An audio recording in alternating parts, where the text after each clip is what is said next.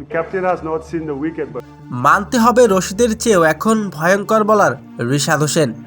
রিশাদ হবেন একদিন বিশ্বের 1 নাম্বার বোলার। আমি স্বীকার করছি রিশাদের কারণে আজকে ম্যাচটা আমরা হেরেছি।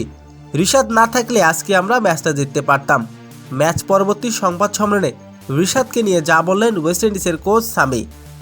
দর্শক, ওয়েস্ট ইন্ডিজের বিপক্ষে 3 ম্যাচ ওয়ানডে সিরিজে আজ খেলতে নেমেছে বাংলাদেশ। বাংলাদেশ আগে ব্যাটিং করতে নেমে 207 রানে ছোট এক লক্ষ্য দাঁড় করায় ওয়েস্ট ইন্ডিজের বিপক্ষে। তবে ওয়েস্ট ইন্ডিজের জয়ের জন্য প্রয়োজন ছিল 208 রান।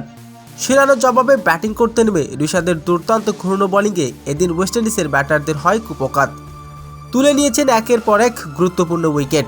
ওয়েস্ট ইন্ডিজের বিপক্ষে প্রথম থেকে পঞ্চম উইকেট একাই তুলে নিয়েছেন রিশাদ। ওয়েস্ট ইন্ডিজের বিপক্ষে বল হাতে এদিন আলো ছড়িয়েছেন এই লেগ স্পিনার। ওয়েস্ট ইন্ডিজের বিপক্ষে এদিন 9 ওভার বোলিং করে 35 রান খরচ করে নিয়েছেন মূল্যবান 6টি উইকেট। তবে শেষ দিকে উইকেট তুলে নেন রিশাদ।